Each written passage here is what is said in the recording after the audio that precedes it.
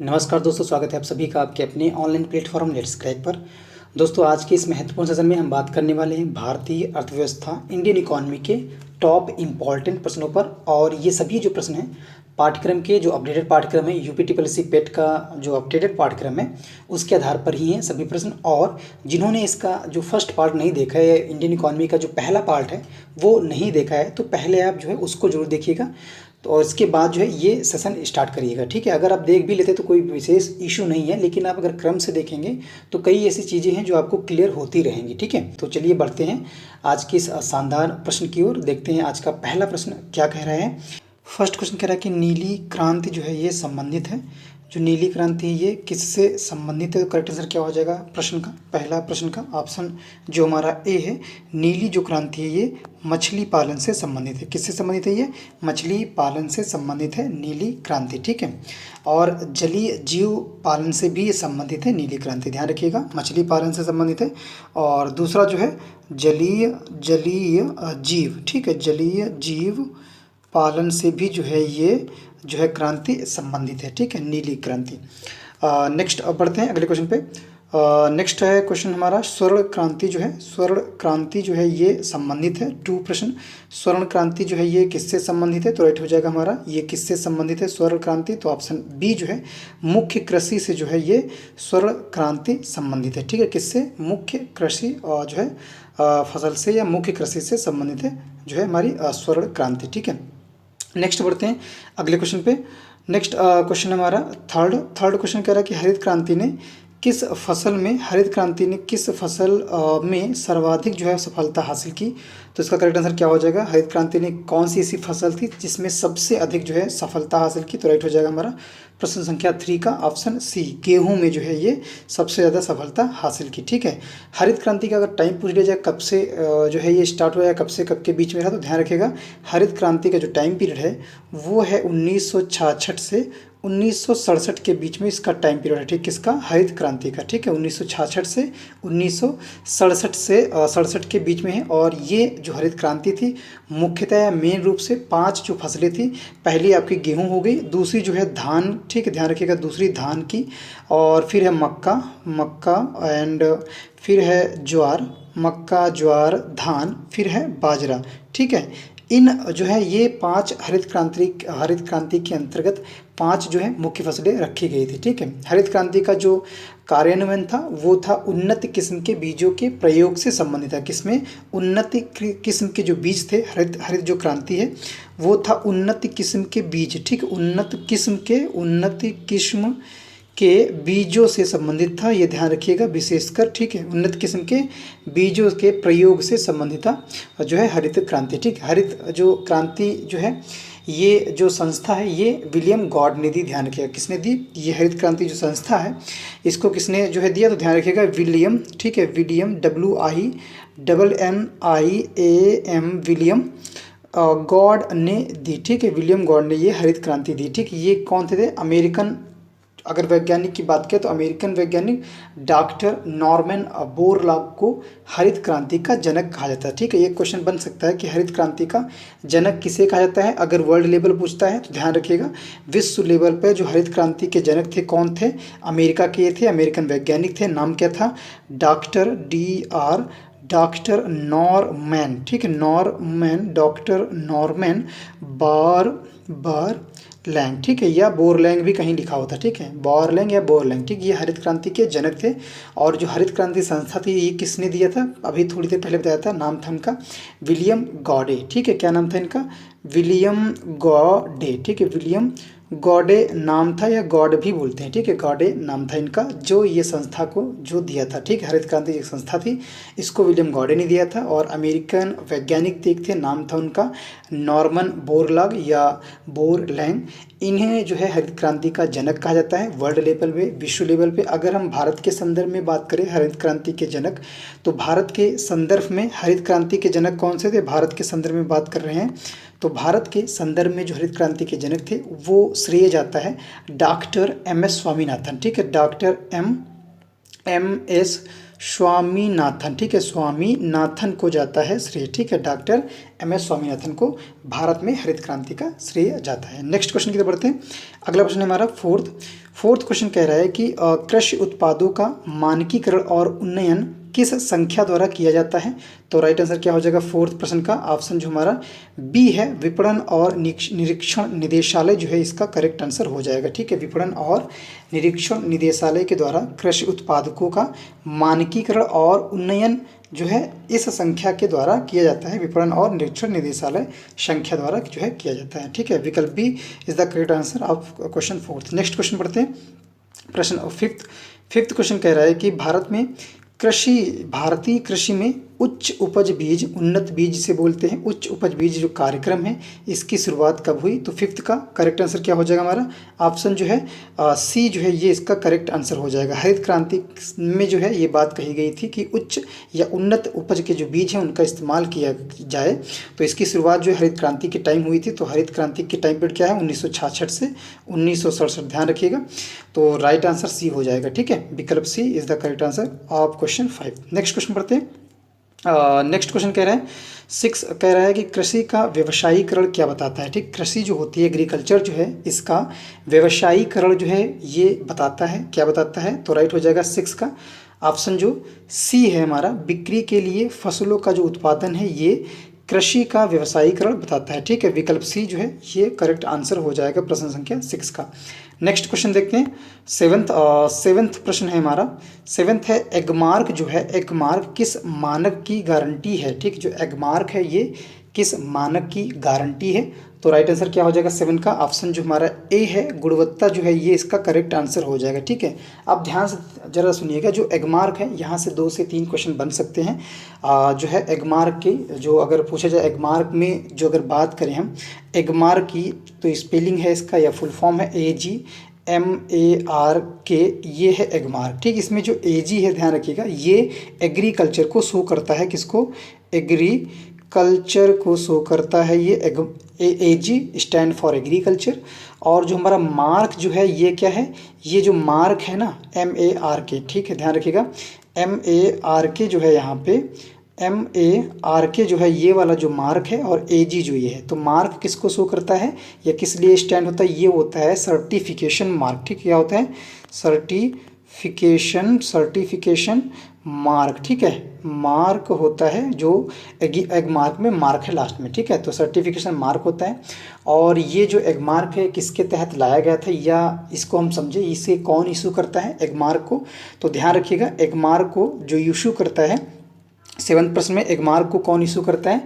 तो एगमार्क को इशू करता है, ये किसके द्वारा इशूड होता है? ये इशूड होता है FAO के द्वारा। FAO का फुल फॉर्म क्या है? तो ध्यान रखिएगा, FA का फुल फॉर्म है फूड, ठीक है, एंड एग्रीकल्चर, ठीक है, फूड एंड एग्रीकल्चर ऑर्गेनाइजेशन, ठीक है, ऑर्गेनाइजेशन, ठीक है। ये है जो हमारा FAO है इसका फुल फॉर्म है, ठीक। क्या है? F for food and A for जो है agriculture and O for organisation, ठीक है। ये इशू करता है एगमार्क को, ठीक है। एगमार्क को अगर देखा जाए तो एगमार्क जो है सर्वप्रथम या एगमार्क की बात करें तो ये पार्लियामेंट में एक जो है बिल लाया गया था, उसके तहत इसका यूज या इस शब्द का इस्तेमाल किया गया था। और उस बिल का क्या नाम था जो पार्लियामेंट से लाया गया था? बिल का नाम था हमारा, ध्यान रखिएगा, बिल का जो नाम था जिसके तहत इस शब्द का प्रयोग या इस्तेमाल किया गया था, तो नाम था उस बिल का एग्रीकल्चर, ध्यान रखिएगा, एग्रीकल्चरल प्रोड्यूस, ठीक है, ठीक है, एग्रीकल्चर प्रोड्यूस के आगे अगर आप ब्रैकेट लगाएं, क्योंकि दोनों का मतलब है ग्रेडिंग, ध्यान रखिएगा, ग्रेडिंग एंड मेकिंग एक्ट, ठीक है, मेकिंग एक्ट के तहत जो है इसका इस्तेमाल किया गया था, KING है, ठीक है।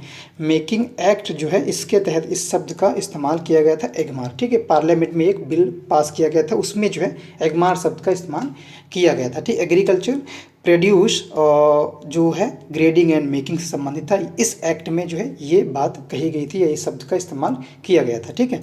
नेक्स्ट बढ़ते हैं अगले क्वेश्चन पे।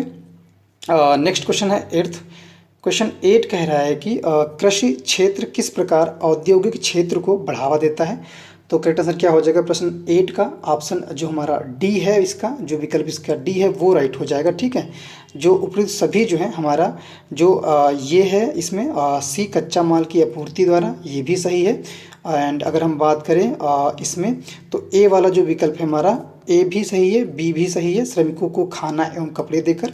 कृषि क्षेत्र किस प्रकार औद्योगिक क्षेत्र को बढ़ावा देता है, तो औद्योगिक क्षेत्र के लिए बाजार खोलकर, श्रमिकों को खाना एवं कपड़े देकर। एंड नेक्स्ट जो है ऑप्शन जो सी है इसी प्रश्न में, प्रश्न संख्या 8 में सी जो है कच्चा माल की आपूर्ति द्वारा, इसलिए जो विकल्प डी है ये सही है। उपरोक्त सभी जो ऑप्शन है वो सही है, तो 8 का विकल्प डी राइट हो जाएगा। नेक्स्ट क्वेश्चन देखते हैं। नेक्स्ट क्वेश्चन है हमारा हरित क्रांति से संबंधित ये प्रश्न है, और ये सभी प्रश्न जो है परीक्षा की दृष्टि बहुत ही इंपॉर्टेंट है, तो क्वेश्चंस की अंडरस्टैंडिंग भी साथ में जो है समझते चलिएगा। ठीक है, कि क्वेश्चन कहीं ना कहीं हरित क्रांति से तो पूछा ही जाएगा, ये कंफर्म है, ये मान के ही चलो, क्योंकि सिलेबस में ये दिया हुआ है। ठीक है, नेक्स्ट 9th जो प्रश्न है वो है हमारा हरित क्रांति जो है किस पंचवर्षीय योजना में प्रस्तुत किया गया। ठीक है, ये जो हरित क्रांति है ये किस पंचवर्षीय योजना में जो है ये हरित क्रांति शुरू की गई थी, तो राइट आंसर क्या हो जाएगा प्रश्न संख्या 9th का ऑप्शन जो हमारा डी है, जो डी है ये राइट हो जाएगा। ठीक है, तीसरी पंचवर्षीय योजना में जो है हरित क्रांति को जो है शुरू किया गया था, ये हरित क्रांति इसमें लाई गई थी तीसरी पंचवर्षीय योजना में। ठीक है, ध्यान रखिएगा, बहुत ही इंपॉर्टेंट प्रश्न है, पूछा जा सकता है। ठीक है, नेक्स्ट बढ़ते हैं अगले क्वेश्चन पे। नेक्स्ट क्वेश्चन 10 क्वेश्चन कह रहा है कि 10 क्वेश्चन है, इनमें से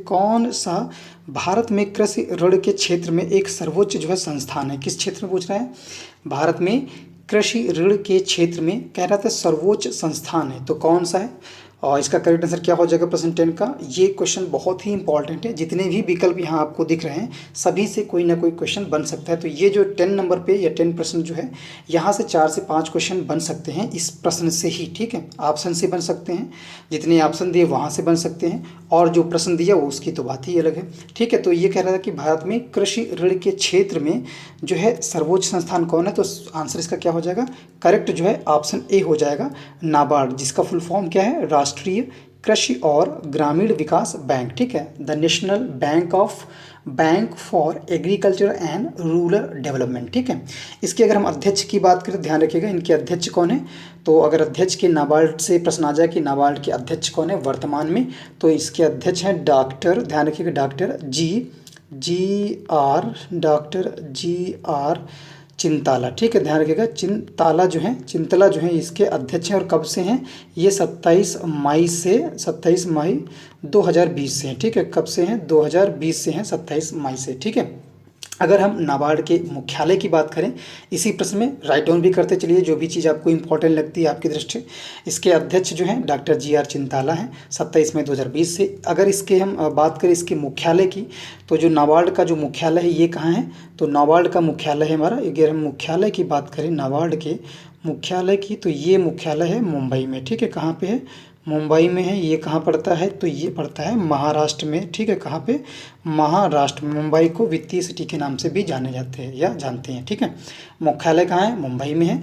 कहाँ पड़ता है मुंबई, महाराष्ट्र में पड़ता है। ठीक है, और ये भारत का शीर्ष या सर्वोच्च संस्थान है हमारा नाबार्ड। ठीक है, इसकी स्थापना की अगर बात करें, देखो कई क्वेश्चन बन गए नाबार्ड से ही। ठीक है, अगर इसकी स्थापना की बात करें, नाबार्ड के स्थापना की अगर हम बात करें नाबार्ड की, तो इसकी स्थापना कब हुई थी, ध्यान रखिएगा 12 जुलाई। ठीक है, कब हुई थी, 12 जुलाई 1982 को जो है इसकी स्थापना हुई थी। कहाँ हुई थी, भारत में हुई थी। ठीक है, ध्यान रखिए कहाँ पे हुई थी, भारत में हुई थी। और ये किस समिति की सिफारिश पर की गई थी नाबार्ड की स्थापना, तो ध्यान रखिएगा समिति का भी ध्यान रखना है। समिति का नाम था हमारा, ध्यान रखिएगा, शिवरामन समिति। ठीक है, शिवरमन समिति। ठीक है, ना कि रामन, शिवरमन समिति की सिफारिश पर इसकी स्थापना की गई थी। तो ये समिति भी आपको ध्यान रखना है, इनकी सिफारिशों पर जो है नाबार्ड की स्थापना की गई थी 12 जुलाई 1982 से। ठीक है, और अगर हम नाबार्ड के प्रथम अध्यक्ष की बात करें, नाबार्ड के प्रथम अध्यक्ष, ठीक है, कौन से अध्यक्ष, प्रथम अध्यक्ष, तो प्रथम अगर अध्यक्ष की बात करें तो कौन थी, रंजना कुमार थी। कौन थी, रंजना कुमार थी नाबार्ड की प्रथम अध्यक्ष, और इनको जो है प्रथम महिला अध्यक्ष का भी श्रेय प्राप्त है। ठीक है, ध्यान रखिएगा। प्रथम जो है महिला अध्यक्ष का भी श्रेय रंजना कुमार को प्राप्त है। ठीक है।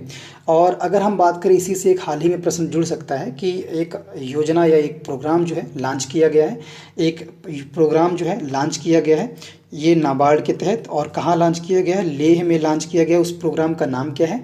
उस प्रोग्राम का ध्यान रखिएगा, माई पैड। ठीक है, माई पैड, माई राइट। ठीक, माई राइट। ठीक है, माई राइट जो प्रोग्राम है इसको लॉन्च किया गया है लेह में, और जो नाबार्ड के अध्यक्ष हैं उनके द्वारा जो है ये लॉन्च किया गया है। तो ये प्रश्न बन सकता है जो है करंट या जीए के या जीएस में पूछा जा सकता है। ठीक है।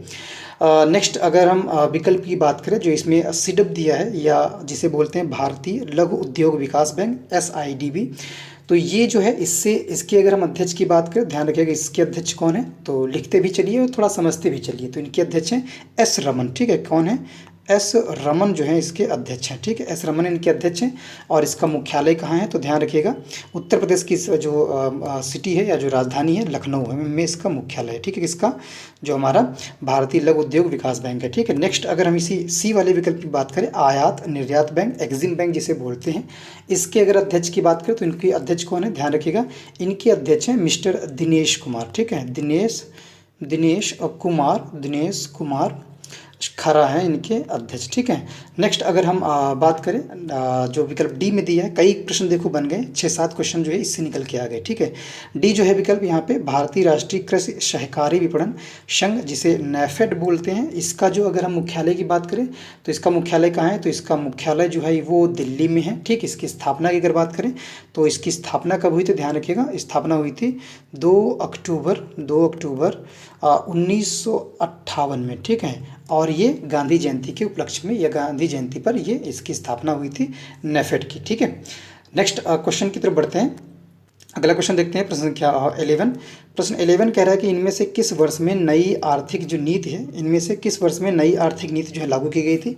तो राइट आंसर क्या हो जाएगा? प्रश्न संख्या 11 का ऑप्शन जो हमारा बी है ये इसका करेक्ट आंसर हो जाएगा। 1991 में जो है नई और आर्थिक नीति जो है ये जो है लागू की गई थी। ठीक है, नई आर्थिक नीति। ठीक है, और जो ये नई आर्थिक नीति थी ये जो है विकास जो था, जो भारत में विकास था या जो आर्थिक सुधार था उसके तहत जो है इसका जो है इसको लाया गया था आर्थिक नीति में।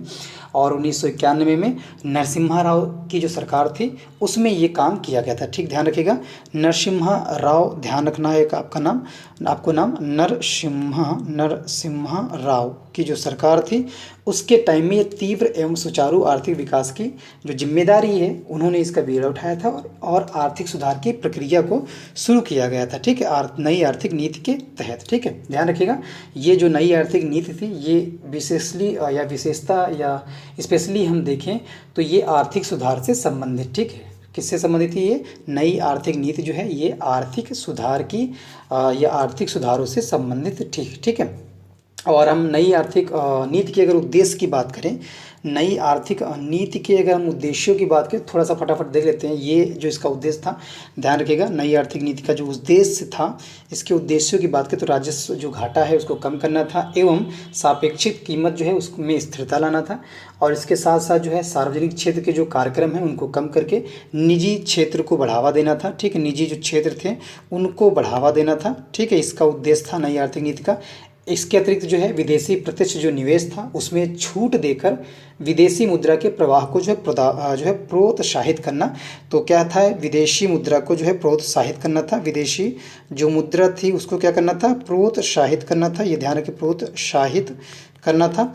और इसी के साथ और इसके जो चौथा जिसका उद्देश्य था वो था विदेशी व्यापार को उदार बनाने के लिए प्रशुल्क ड्यूटी में कमी करना। ठीक है, जो प्रशुल्क ड्यूटी थी, ध्यान रखिएगा प्रशुल्क जो थी, प्रशुल्क ड्यूटीज़, ठीक है, प्रशुल्क ड्यूटीज़ में जो है क्या करना था, कमी करना था। एवं इसके साथ साथ आयात के कई मामलों में कोटा प्रतिबंधन को समाप्त करना था। ठीक है, नई आर्थिक नीति के उद्देश्य थे कोटा प्रतिबंधन को समाप्त करना, कोटा प्रतिबंधन को जो है ये समाप्त करना। ठीक है, ध्यान रखिएगा समाप्त करना। ठीक है, समाप्त करना।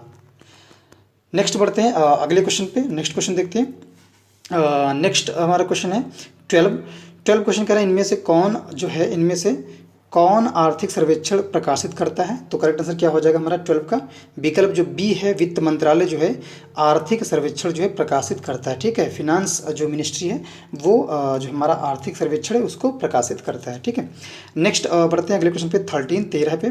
13 प्रश्न कह रहा है कि अर्थव्यवस्था को अनावश्यक नियंत्रण और विनियमन से मुक्त कराना क्या कहलाता है।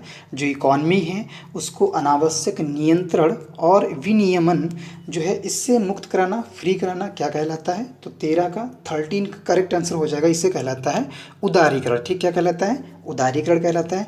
उदारीकरण से तात्पर्य क्या होता है, थोड़ा इसको भी समझ लें। उदारीकरण का मतलब यह होता है जो सरकार द्वारा लगाए गए जितने भी सभी अनावश्यक प्रतिबंध हैं एवं नियंत्रण हैं उनको समाप्त करना। अगर उनमें हम बात करें, जैसे अगर परमिट है, आपका ध्यान रखिएगा, परमिट जो है ये इसमें आता है, लाइसेंस है ये आएगा। ठीक है, ध्यान रखिएगा, परमिट है प्रश्न 13 में।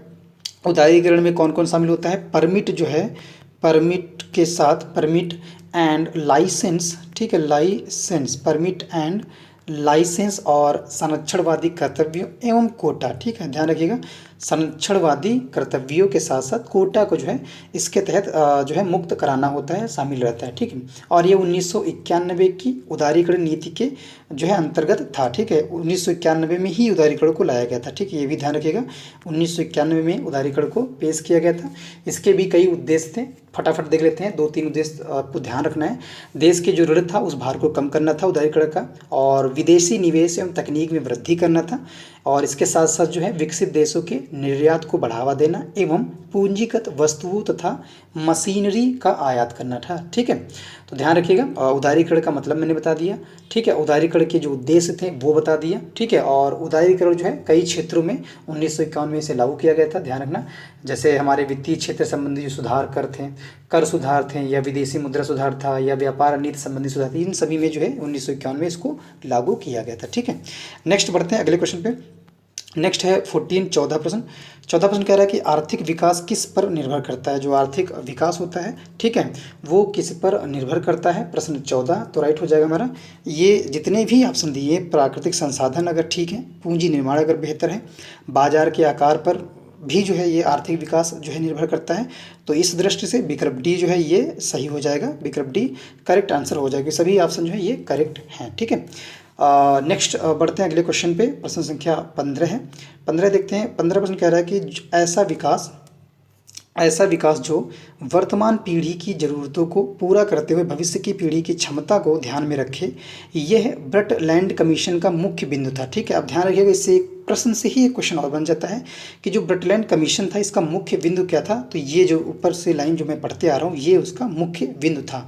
इसे क्या कहा गया है, तो ध्यान रखिएगा, इसे ऑप्शन ए जो है धारणीय विकास जो है कहते हैं। क्या कहते हैं, धारणीय विकास। और धारणीय विकास में क्या होता है कि ऐसा विकास जो हो वर्तमान पीढ़ी, जो प्रेजेंट टाइम में जो जनरेशन है उनकी ज़रूरतों को तो पूरा करें, लेकिन हमें भविष्य का भी ध्यान रखना। जैसे अगर हम कोयले की अगर बात करें, तो अगर कोयले के सभी संसाधन हम आज की ही डेट में ख़त्म कर लेंगे तो हमारे आने वाली जो जनरेशन है, न्यू जनरेशन है, वो इस चीज़ से वंचित रह जाएगी। कई ऐसे जो है रिसोर्सेस हैं, संसाधन है अर्थ सरफेस पे या धरती की धरा पे, उन सभी को ध्यान में रखते हुए जो है यूज करना है, क्योंकि ये जो है कुछ संसाधन जो होते हैं लिमिटेड होते हैं, उनको बनने में कई सालों का समय लग जाता है। तो इस वजह से जो है ऐसे संसाधनों को क्या करना चाहिए, भविष्य को ध्यान में रखते हुए उपयोग करना चाहिए। ठीक है, धारणीय विकास की संकल्पना या धारणीय विकास उसे कहते हैं। नेक्स्ट क्वेश्चन देखते हैं।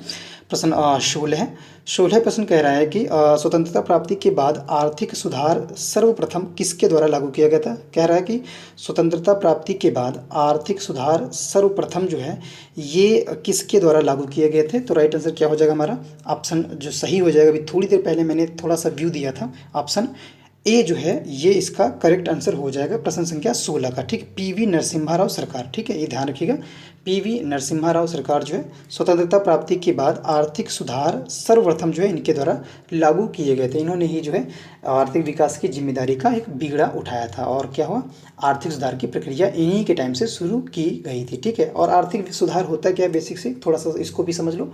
आर्थिक विकास क्या होता है, ये जो विकास होता है ये स्पेशली जो है डेवलपमेंट को या विकास को जो है बढ़ावा देने के लिए, ठीक है, विकास को बढ़ावा देने के लिए विभिन्न नीतियां हैं, जो पॉलिसीज़ हैं, जो प्रोग्राम हैं, जो कार्यक्रम हैं, इनका एक दीर्घकालीन मतलब लॉन्ग टाइम के लिए बहुउद्देशीय पैकेज होता है आर्थिक सुधार। ठीक है, इतना ध्यान रखना है। क्या है, जो है ये बहुउद्देशीय पैकेज होता है आर्थिक सुधार, और कितने समय के लिए, ध्यान रखिएगा लंबे समय के लिए, दीर्घकालीन, ठीक है, ध्यान रखिएगा दीर्घकालीन ये होता है हमारा आर्थिक सुधार। नेक्स्ट बढ़ते हैं अगले क्वेश्चन पे। नेक्स्ट 17 कह रहा है कि आर्थिक नियोजन जो है हिस्सा है, आर्थिक जो नियोजन है ये हिस्सा है, किसका हिस्सा है, तो करेक्ट आंसर हो जाएगा हमारा 17 प्रश्न का सी जो है ये समाजवादी अर्थव्यवस्था का जो आर्थिक नियोजन है ये हिस्सा है, ठीक है, आर्थिक नियोजन समाजवादी अर्थव्यवस्था का एक हिस्सा है। नेक्स्ट बढ़ते हैं अगले क्वेश्चन पे। नेक्स्ट क्वेश्चन 18 कह रहे हैं किसने ग्रामीण गरीबी उन्मूलन के लिए PURA, ठीक है, PURA मॉडल अपनाने की वकालत की थी। तो 18 का करेक्ट आंसर क्या हो जाएगा, 18 का ऑप्शन जो हमारा सी है ये इसका करेक्ट आंसर हो जाएगा, ठीक। डॉक्टर APJ अब्दुल कलाम जो है इसका करेक्ट आंसर हो जाएगा, ठीक है। डॉक्टर APJ अब्दुल कलाम ने ग्रामीण गरीबी उन्मूलन के लिए पूरा जो है इस मॉडल को अपनाने की वकालत की थी, ठीक है। कमेंट में हमें पूरा के बारे में थोड़ा सा आप लोग बताइएगा कि पूरा होता क्या है, क्या इसका मतलब है पूरा का, ठीक है। नेक्स्ट बढ़ते हैं, इसी प्रश्न के साथ आगे बढ़ते हैं। आगे देखते हैं प्रश्न 19 कह रहा है कि कम विकसित देशों में गरीबी का मुख्य कारण है, ठीक, कम विकसित देशों में जो गरीबी है उसका मुख्य कारण क्या है, तो 19 का करेक्ट आंसर हो जाएगा आय में असमानता, ठीक है। जो आय में असमानता कई कारणों से होती है, एजुकेशन ना होने के कारण, संसाधन उपलब्ध ना होने के कारण, ठीक है, बहुत से ऐसे फैक्टर हैं जो जिनकी वजह से जो है आय में असमानता होती है, ठीक है। तो ध्यान रखिएगा विकल्प बी जो है ये राइट हो जाएगा, कम विकसित देशों में गरीबी का जो मुख्य कारण है क्या है, आय में असमानता है, ठीक है। नेक्स्ट क्वेश्चन देखते हैं प्रश्न 20 कह रहा है कि नौ माल्थसवादी सिद्धांत किससे संबंधित है, तो नौ माल्थसवादी सिद्धांत जो है 20 का विकल्प सी जो है संसाधनों की कमी से संबंधित, ठीक है। वैसे अगर देखा जाए जो माल्थसवादी सिद्धांत है ये जनसंख्या पे जो है संबंधित है, बट जनसंख्या अगर बढ़ेगी तो क्या होगा, जनसंख्या में अगर बढ़ोतरी होगी तो संसाधन में क्या होगी, सिंपल सा है, संसाधनों में कमी आएगी। अगर जनसंख्या बढ़ेगी तो क्या होगा, संसाधनों में क्या आएगी, कमी आएगी, ठीक है। संसाधनों में जनसंख्या अगर बढ़ेगी, ठीक है, जनसंख्या बढ़ेगी तो संसाधनों में कमी आएगी, ये ध्यान रखिएगा, ठीक है। तो ये सी जो है इसका करेक्ट आंसर हो जाएगा, नौ माल्थसवादी सिद्धांत संसाधनों की कमी से संबंधित है, ठीक है। नेक्स्ट बढ़ते हैं प्रश्न संख्या 21 पे। 21 प्रश्न कह रहा है कि तेंदुलकर जो कमेटी है इसका गठन क्यों किया गया था, ठीक है, तेंदुलकर कमेटी का गठन क्यों किया गया था, तो राइट आंसर क्या हो जाएगा 21 का ऑप्शन सी जो है गरीबी मापने के लिए जो है इसका जो है क्या किया गया था, तेंदुलकर कमेटी का गठन किया गया था। जितनी भी कमेटियां हैं या जितनी भी समितियां हैं अर्थशास्त्र में या इकोनॉमिक या इंडियन इकोनॉमी में, उन सभी का स्पेसिफिक वीडियो में एक बना दूंगा अगर आप लोग कहेंगे तो। अदरवाइज जो है मैं ये सभी सेशन कैरी करूंगा इसी तरह से, और कल की डेट में जो सेशन आने वाला है वो थोड़ा सा थ्योरी भी मैं लाने वाला हूँ, सोच रहा हूँ कि थ्योरी का पोर्शन थोड़ा ऐड करेंगे, थोड़ा और भी जो है आपकी समझ इन टॉपिक्स पे बढ़ जाएगी, ठीक है। तो अब जो सेशन रहेंगे इकोनॉमिक्स के या एक दो और जो टॉपिक्स हैं उन पे थोड़ा सा मैं थ्योरेटिकल पोर्शन जो है डालने वाला हूँ, ताकि थोड़ी समझ जो है थ्योरेटिकल से और बढ़े। इसके बाद में MCQ उस पर बेसिक जो है कराऊंगा, ठीक है। तो विकल्प सी जो है ये इसका 21 का करेक्ट आंसर हो जाएगा, ठीक है। अगर हम गरीबी मापने के लिए अगर सबसे पहले अगर पूछा जाए कि किसने जो है इस पर वर्क किया था, तो ध्यान रखिएगा बहुत ही इंपॉर्टेंट क्वेश्चन बन सकता है कि गरीबी मापने के लिए सबसे पहले जो है कौन व्यक्ति थे गरीबी मापने वाले। स्वतंत्रता पूर्व की बात करना है, स्वतंत्रता पूर्व में भारत में गरीबी को मापने वाले पहले व्यक्ति जो थे, नाम ध्यान रखिएगा, दादा भाई नौरोजी थे, ठीक। कौन थे, दादा भाई नौरोजी, ठीक है, नौरोजी ये नाम ध्यान रखना है। इन्होंने ही जो है स्वतंत्रता पूर्व जो है भारत में गरीबी को मापने वाले ये पहले व्यक्ति थे, ठीक है। इन्होंने 1867 ध्यान रखिएगा, 1867 से 68 में गरीबी रेखा की गणना के लिए जेल की निर्वाह लागत अवधारणा का प्रयोग किया गया था, ठीक है। तो यहाँ से एक इनकी अवधारणा से भी क्वेश्चन बन सकता है कि जेल की निर्वाह लागत अवधारणा जो है किससे संबंधित है, तो ये दादा भाई नौरोजी से संबंधित है। 1867 से 68 में इन्होंने ये गरीबी के रेखा की गणना के लिए ऐसा प्रयोग किया गया था। उसमें इन्होंने किया क्या था, बेसिक सा एक कैदी जो होता था जेल में, उसकी जो कैलोरी होती थी, या हम बात करें एक कैदी के लिए जो कैलोरी के रूप में खाद्य पदार्थ होते थे उसकी उपलब्धता का इन्होंने आकलन किया। और दूसरा एक लिया इन्होंने जो एक वयस्क कैदी होता था उसके उपभोग की लागत जो है समझने के लिए, लागत को जानने के लिए प्रचलित जो प्रेजेंट टाइम में जो कीमतें थी उनका जो है इन पे प्रयोग किया। ठीक है, बेसिक सा बस थोड़ा सा ध्यान रखना, ये फैक्चुअल क्वेश्चन है। दादा भाई नौरोजी जो हैं इन्होंने गरीबी को मापने वाले ये पहले व्यक्ति थे स्वतंत्रता पूर्व, ठीक है, भारत में, ये ध्यान रखना है।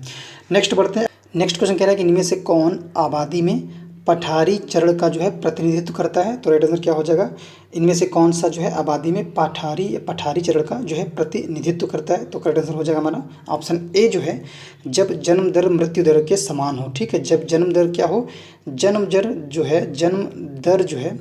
दर किसके समान हो या किसके बराबर हो, मृत्यु दर के जो है बराबर हो। ठीक है, मृत्यु दर के जो है समान हो। ठीक है, तब जो है पठारी चरण का जो है प्रतिनिधित्व करता है आबादी। ठीक है, तो इसी के साथ आज का जो महत्वपूर्ण सेशन था वो समाप्त होता है, जो इंडियन इकॉनमी पर बेस्ड था और बेसिक से जो है कॉन्सेप्ट को भी मैंने थोड़ा सा बहुत इसमें क्लियर किया है। और आशा करता हूँ सेशन आप सभी को बेहद पसंद आया होगा। और सेशन अगर गाइस पसंद आया करे तो सेशन को लाइक और शेयर करना ना भूलें।